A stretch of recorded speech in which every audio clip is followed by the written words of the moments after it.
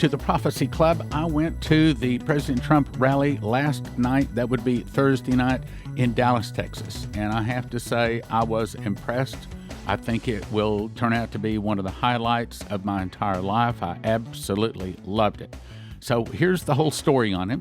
We arrived at about 11 o'clock, and looking back, we probably should have been there earlier. But part of the experience was standing there in line from 11 o'clock, and they said that the doors would open at 4 o'clock, and they actually opened about 3:40. But it was about 5 o'clock before we actually were inside the building and sitting down. In other words, it took us now again, we got there at 11 o'clock in the morning, standing in line all day long. And that was part of the experience, standing there in the line with talking with other Trump supporters, most of which were probably Christians. The others, some of them did not look too Christian, but there's a lot of folks out there whose name is in the book of life, but they don't know it yet because they haven't received Jesus yet. But nevertheless, God is not done with them. And I saw a whole lot of the people in that condition. But anyway, we started going in about 3:40, got in our seats about 5 o'clock. And yes, we were way up in the nosebleed area, but at least we have a place to sit. And then they played this loud music for almost 2 hours. And man, my ears were ringing like crazy when I left. Which means I had probably slight ear damage from the loud music, which I didn't care for. But being there in the room with President Donald Trump, I have to say, was exciting. There is something special about him. Yes, the crowd was exciting, but there's something special about Donald Trump. And I say it again more so than I ever said it before. I think he is by far the greatest president in my 66 years upon this earth. I think he is our very best president. And one lady said on the way out, he's our best president ever. And she may be right. So I love Donald Trump. Absolutely love him. But we also have to understand he is still human. And there is still a God in heaven that turns the hearts of kings. The Bible says that he changeth the times and the seasons. He removeth kings and setteth up kings. He giveth wisdom to the wise and knowledge to them that know understanding. He revealeth the deep and secret things. He knoweth what is in the darkness, but the light dwelleth with him. Meaning, God is in charge. And I think that what has happened with this whole Syria thing, I think it is a bad decision by Donald Trump.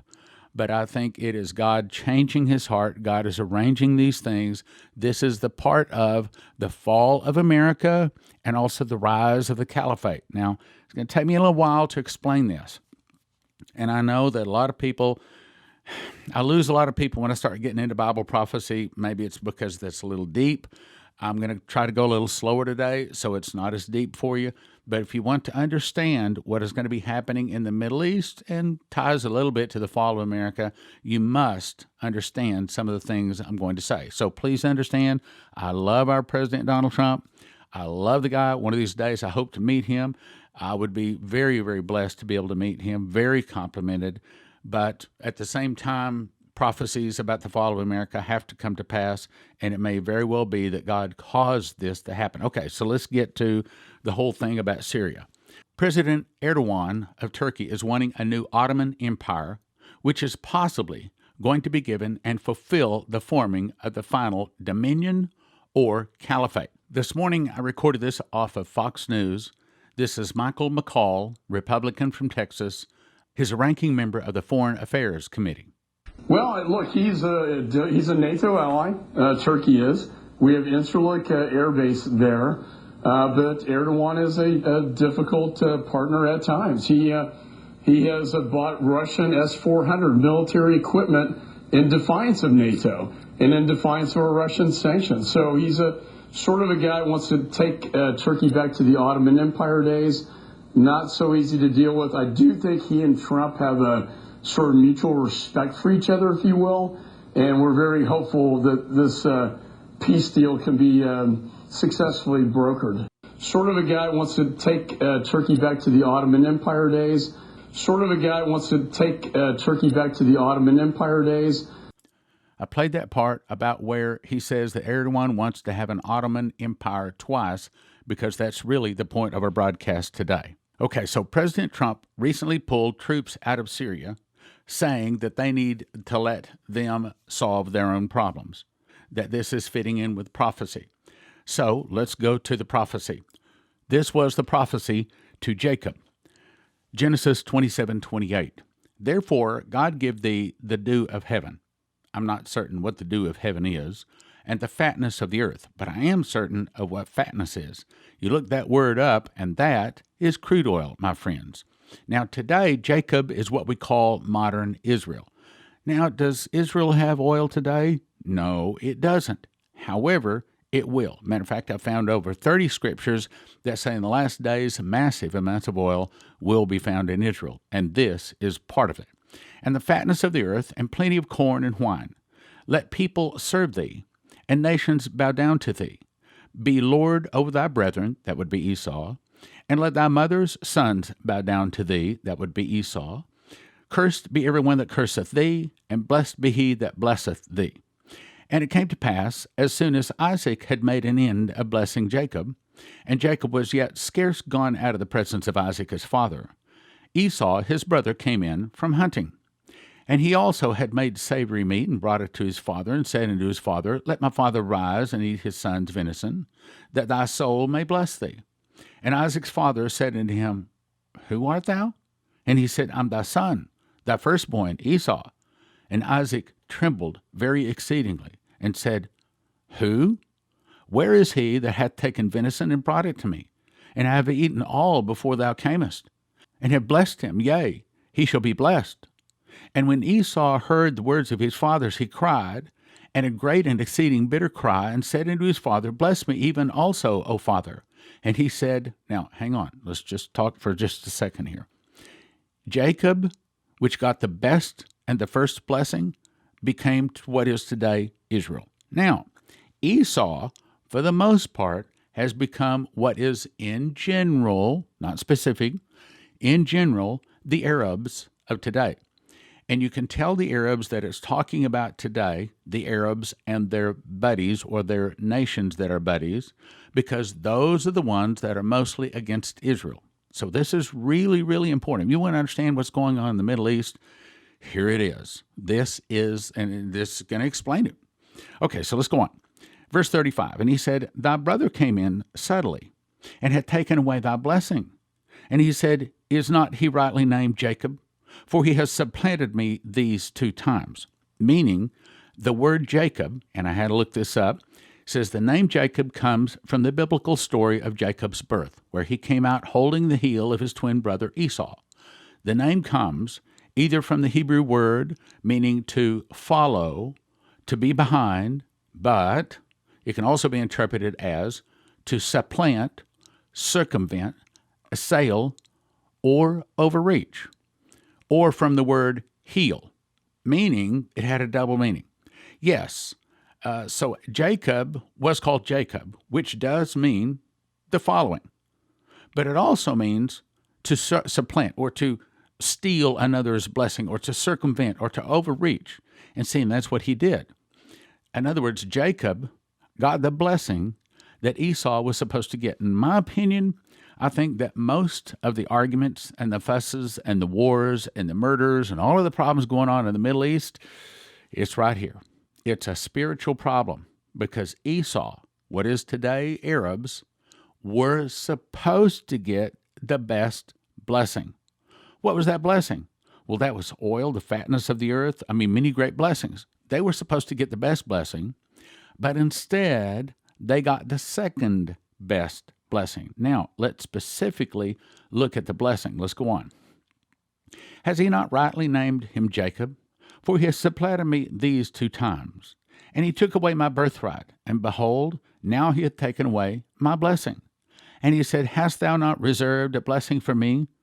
Isaac answered and said unto Esau, Behold, I have made him, listen carefully, I have made him, or what is today Israel. Today we would say, I have made Israel thy Lord. And all his brethren have I given to him for servants. Okay, that's saying that the Arabs, or pretty much the nations surrounding Israel, are to be servants to Israel. Now, hang on. Let's just talk a second. It was probably about 1991. I was in the King David Hotel. I was standing there with my bags balanced to the front and balanced to the back. I probably had 2 or 3 bags on each one of them. Probably was holding in the ballpark of like 5 or 6 bags, balanced, waiting for the elevator door to open up. And of course, there were the rest of our group, and we were all standing there waiting for the elevator doors to open up. Finally, the elevator doors opened up, and I started to push forward into the elevator. And about this time, this young man, probably 15, 16, no more than 17 years old, had ran, and he jumped over our suitcases into the elevator first, turned around, pushed the button, and then totally ignored me. I had never been around anything so offensive. How rude. Well, now you have to understand, in 1991, I had no interest in going into the ministry. I was not too pastoral. I was pretty worldly, and I did not like him jumping in front of me like that. And so I turned to him, and I got in this little boy's face. And I said, Bub, I said, I don't know where you're from. I said, but I'm from Texas. I said, where I'm from, you do that, and you'll be picking yourself up off the floor. I said, you do that one more time, and you will be picking yourself up off the floor. Now, here's the shocking part of it. This young man totally ignored me. It's as if I wasn't even talking to him. It was as if I didn't even exist. Well, later on, I asked the tour host about this, and he said, oh, yes. He said, we Jews, we are the chosen people, and all of the rest of the world are goyon. I said, what? He said, we are told, and someplace in the Bible I could teach you and show you where it is, has to do with Genesis 6. All of the rest of the world are their servants. Now, this is part of where they get it from. In other words, Jews think that the rest of the world is their servants and that they're not supposed to even make eye contact with them. They don't even exist. Now, you can understand why a whole lot of the world is not like the Jews now, right? Let me read that again. That's what it's really saying. Behold, I have made him thy Lord, and all his brethren have I given to him for servants. So Isaac thinks that the rest of the world or Israel thinks the rest of the world are their servants. Yeah, that won't win friends and influence people, okay? It's not a good rule to follow, but that's their interpretation of this. Now let's go on. Their servants, and with corn and wine have I satisfied him. And what shall I do now unto thee, my son? And Esau said to his father, Hast thou but one blessing, my father? Bless me, even me also, O my father. And Esau lifted up his voice and wept. Now this is important. And Isaac his father answered and said unto him, Behold, listen carefully, thy dwelling shall be the fatness of the earth. And that's what he said of Jacob, which of course is today Israel. Thy dwelling shall be the fatness of the earth, or crude oil, and of the dew of heaven from above. Now here's the key. By thy sword shalt thou live. Let me say it again. By thy sword shalt thou live, and shalt serve thy brother. And it shall come to pass, when thou shalt have the dominion, listen carefully, it shall come to pass that when thou shalt have the dominion, key word dominion, I'll explain that in a second, that thou shalt break off his yoke from off thy neck. Now, here's the way we would say that today. You're going to be blessed with crude oil and whatever the dew of heaven is, of which I still don't know or understand, other than maybe just blessing with crops and things. And by thy sword shalt thou live. Now, let's talk about that a second. Most of the Arab world today are mostly Muslims. And most Muslims, instead of, like a Christian, they have a little charm around their neck. Maybe it's a cross or something like this, or maybe they put some kind of nice decoration on their wrist, and they think that's jewelry. But most of the Muslims, their jewelry is an AK-47 hung around their neck at the age of 9. If they're not killing each other, they're killing you. And so to a certain degree, Trump getting out of the Middle East is certainly wisdom. But again, I'll explain to you how that's going to pave the way for Russia and Syria and basically most of Turkey to come down to attack Israel, probably once at World War III, but absolutely positively at Armageddon. So in the long run of things, that's not going to be good. I agree. I don't want to see the blood of Americans spilled there. And I agree, these endless wars are crazy and stupid. But being as we know this, it kind of could be actually the hand of God. Now, let's back up. Let's summarize what it's saying. So Isaac is going to give this blessing. Jacob comes in, steals the blessing. And the blessing says, I'm going to give you the dew of heaven, the fatness or the crude oil of the earth, plenty of corn and wine. Let people, here it is, real important, let people serve thee, nations bow down to thee, and be Lord over your brethren or your brothers. Let thy mother's sons bow down to thee, means basically all of the world is going to be your servant. Cursed be everyone that curses you, and blessed be him that blesseth you. Then Esau walks in. Well, don't you have a blessing for me too? So he says, okay, here's your blessing. You will also have the fatness of the earth, dew of heaven, but by thy sword shalt thou live, and shalt serve thy brother, and it shall come to pass that when thou shalt have the dominion, now that's the key thing. When is it that the Arabs will have their dominion? A long time ago, I used to think, oh, well, maybe that's the discovery of oil. Actually, that's not what we're talking about here. It doesn't say anything about oil gives dominion. What gives dominion? Answer, I think it is land. All right, now let's move to the next thing, because that's going to explain what the dominion is. Now let's jump to Daniel chapter 7. Now you remember this is talking about the four beasts. The first beast was like a lion, or England. Coming out of that is the eagle's wings, or America, and is made to stand upon a feet as a man, meaning America is taken out of the British or out of England and made to be a whole nation, and a man's heart was given to it. Then a second beast comes up, like unto a bear, that's Russia, and it had 3 ribs in the mouth of it, between the teeth of it, and they said thus unto it, arise and devour much flesh.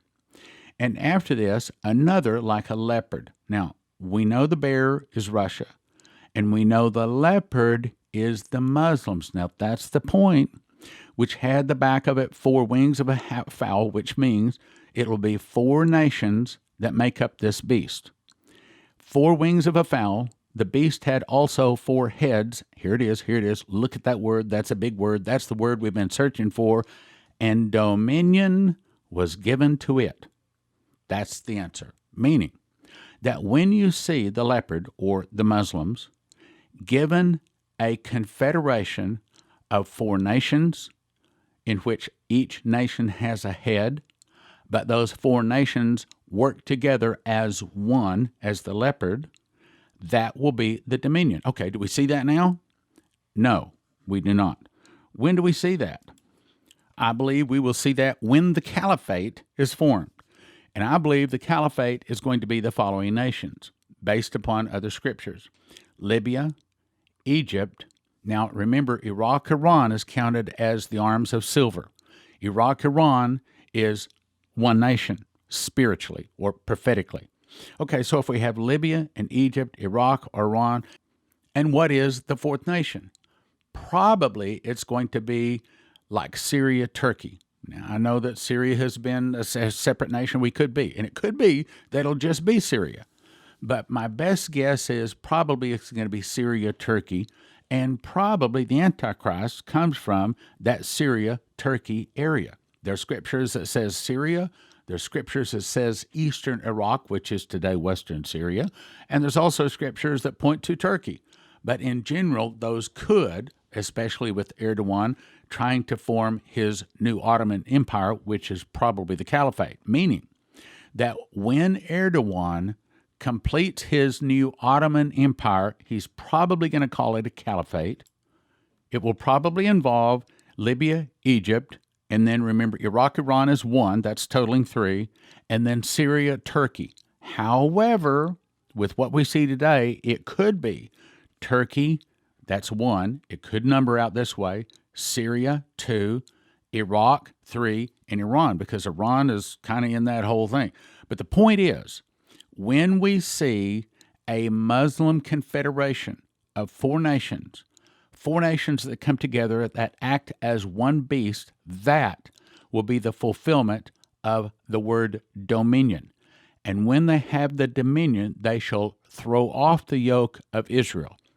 That means that at that point, they're going to have their own nation, and apparently, I believe Israel is going to be emerging in World War III with as the great victor, get back all of her land. The land is going to be from the Euphrates all the way over to the Nile.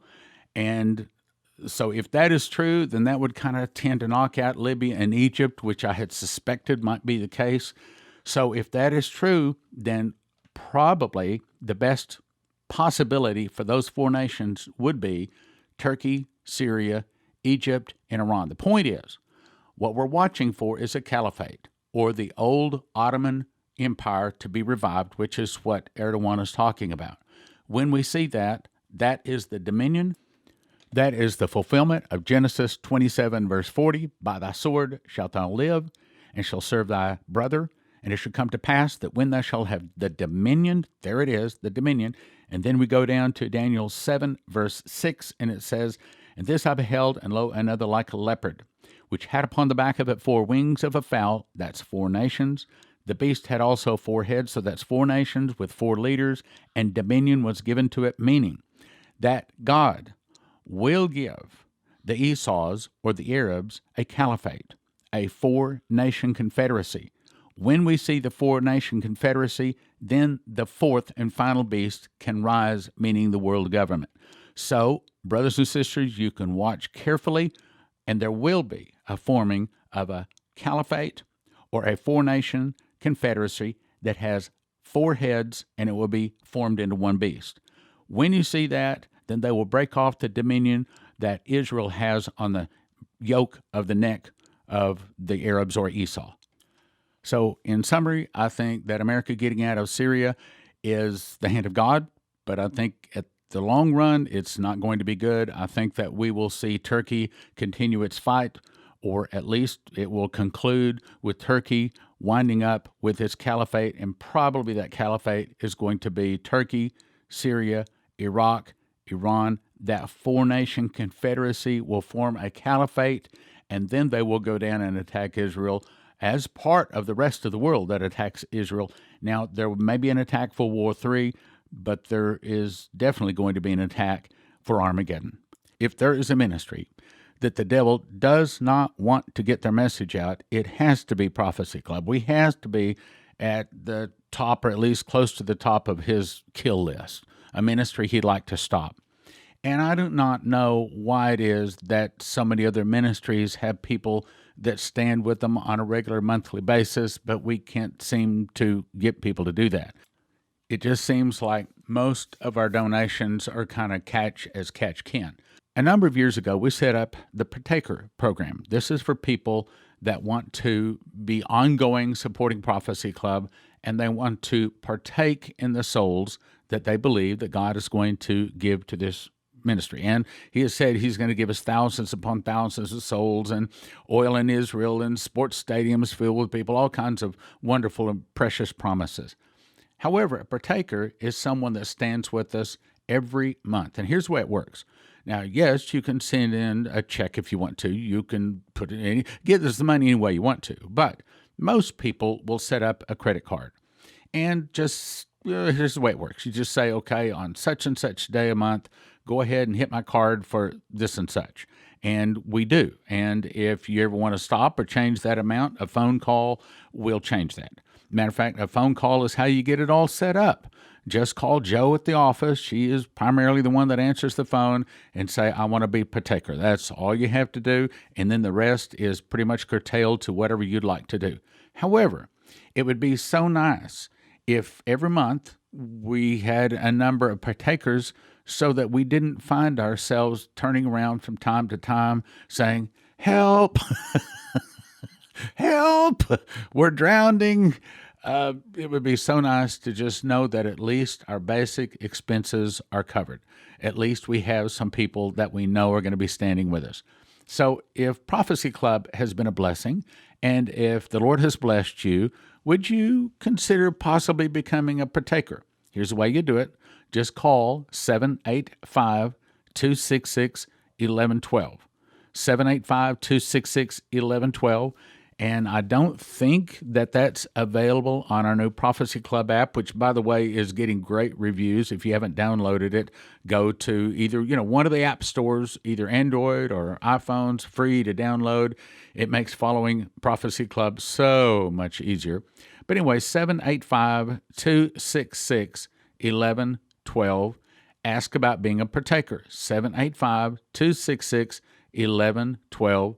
Ask about being a partaker. Okay, hey, I just checked, and yes, the new app will have a way for you to join and become a partaker. You just go to the About area, and then you click on Partaker, and then follow the prompts. So the Prophecy Club app, available at the App Store for free, will allow you to become a partaker. I think also the Lord will bless you more because it's showing that you're supporting Prophecy Club on an ongoing basis. We put together 6 DVDs, 5 titles, valued at $160, all for a gift of just $40. That's less than $10 a DVD. First one, What's Wrong with Halloween? Dr. Jack Clooney is a ranking authority on Satanism, witchcraft, white supremacy, and other forms of occult and occult activity. He helped investigators from the FBI, CIA, OSI, Border Patrol, and dozens of police and sheriff organizations across America in occult-related crimes. The average Christian has no idea of the influence of the occult in crimes. America's Occult Holidays by Doc Marquis. Doc was raised in an Illuminati family, trained as an Illuminist, and attained the rank of Master Witch, 3rd degree. He has been a Christian since 1979 and appeared on and consulted for The Oprah Winfrey Show, The Geraldo Vera Show, Hard Copy, Inside Edition, Unsolved Mysteries. He reveals how all American holidays are designed to be used as an occult numerical pattern originating from the Illuminati. Discover the real truth behind the popular holidays like Christmas, Easter, Halloween, Valentine's Day, May Day, and other traditions of men, and learn the truth behind occult practices like trick-or-treat and May Day. Occult Holidays Revealed by Stephen Dollins. Stephen is an ex-Satanist high priest of the Church of Satan. He reveals the truth and the true origins behind Christmas, Easter, Halloween, and the world's most celebrated holidays, including, is Christmas the real birth of Jesus? Is Easter celebrating the resurrection of Christ? And what is the hidden agenda behind Halloween?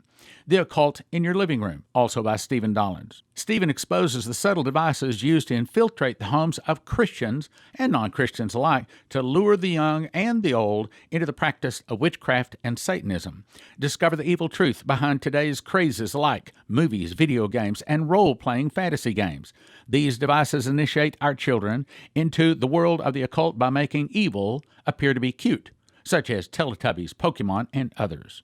Vampires and werewolves, real or fake. Bill Schneebelen was a voodoo priest, Wiccan high priest, 2nd degree member of the Church of Satan, a New Age guru, occultist, channeler, 90th degree Mason, and a Knight Templar, vampire initiate, and member of the Illuminati. Due to the increased media exposure of vampires and werewolves made to appear seductive, many people are becoming intrigued with evil. All 6 DVDs, 5 titles, $160 value, all for a gift of just $40 at prophecyclub.com. It's called the Occult Holidays Gift Offer, and if you order by October 25th, you'll get it in the lower 48 states by Halloween. That's the Occult Holidays Gift Offer. 6 DVDs, 5 titles, gift of $40 at prophecyclub.com. Back in 2017, God helped me to memorize the book of Revelation. God showed me the word first fruits is actually a secret door linking the Feast of Leviticus to the prophecies of Revelation, allowing the end-time events to be placed in chronological order as never before. One prophetic word said it this way: there is a lock that I have put over a word in the book of Revelation that I'm going to open unto you. It will turn many books written on the end time into obsolete books.